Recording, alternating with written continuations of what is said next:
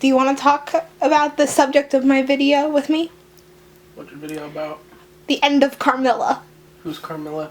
It's a web series about a vampire. No. I cannot believe that they Xandered LaFontaine. Carmilla ended last week, and I had a lot to say about it, so I decided to make a video. And I really wanted to do this video. I really wanted to do it when the episodes were released, but work and other things got in the way, and also the night of I was crying a lot, so. Also, then I started reading a lot of fan fiction about it, and that's how I know I've become fangirl trash. Like, once you started reading the fan fiction, you're trash. You can't get away. First and foremost, I have to talk about Annie and her acting, because that's been something that has been consistent this whole season that I've been like, whoa, oh my god, and she's so amazing, and all I want to do is see her live, like on stage or something. I hear someone coming, so I'm gonna pause. So, like, we all knew she was great, but wow.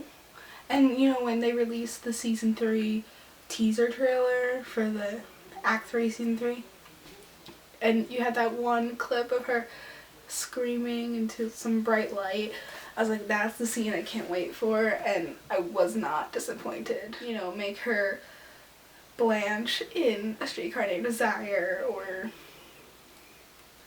put her in Who's Afraid of Virginia Woolf, or anything really, any dramatic play, and I would pay so much money to see her, because that is such amazing talent and skill.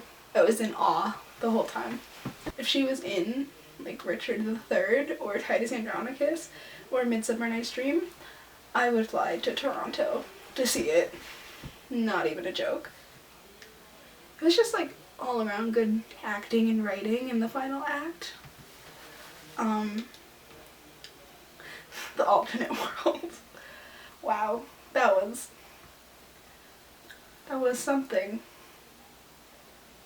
I really, really have no words. I don't even know. But, like, first and foremost, like, Laura behind that chair. Okay. If this was a staged production, that would be the same type of hiding that you would get. But I was just like, come on, girl. LaFontaine ran away. Like, you couldn't have found a better hiding spot. Alt Carmilla was uncomfortable to watch. I just cringed a little bit. Laura kind of cringed a little bit. Everyone was a little cringeworthy in the altverse. We know there's gonna be a movie. We know that Laura and Camilla are together. Blah blah blah. So I didn't really think that I was gonna like cry or get upset, but when Laura was recording that goodbye video, I wasn't ready for that. Not at all. The goodbye video was just so heartbreaking and real.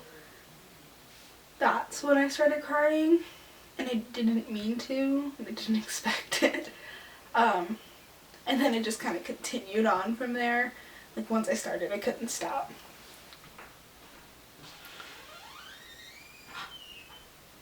It is. Oh, my phone screen is cracked.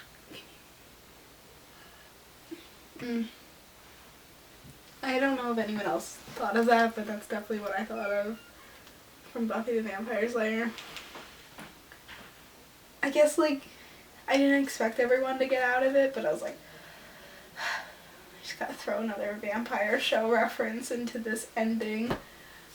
I did think the handling of some of the characters was a little weird in this one, in this act, because you had LaFontaine, Carmilla, and Laura get into like a huge fight, and then they never made up before the final battle. And I guess my biggest complaint would have been that, like, Laura died. Like, straight up died in front of the LaFontaine and Kirsch and Mel, I think, was there. And then Perry wakes up and she's like, oh, poor Laura. Like, your friend is dead. Dead. I understand that it was, like, supposed to, like, focus on Carmilla and Laura, but that was probably my biggest complaint. And then you have Kirsch, like, holding the camera, and it's supposed to be him. He doesn't say anything. He's not, like, distraught. He's just filming. But overall, I really thought that the entire Act 3 was fantastic. Just acting-wise, writing-wise. But yeah, I did not expect mortal Carmilla. I really, truly, honestly expected vampire Laura. Like, I thought that would have made the most sense. But after watching it, I was okay with it.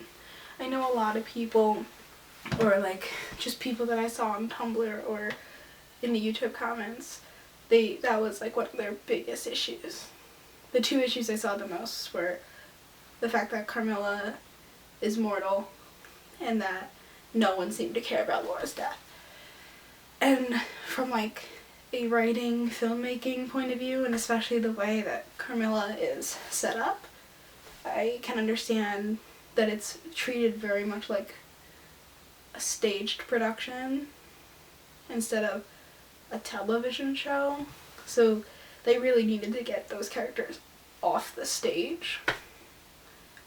But at the same time, from a fan perspective, I was like, they should care a little bit more. But I'm hoping they tie that all together in the movie. I definitely pre-ordered it. I'm really excited for it.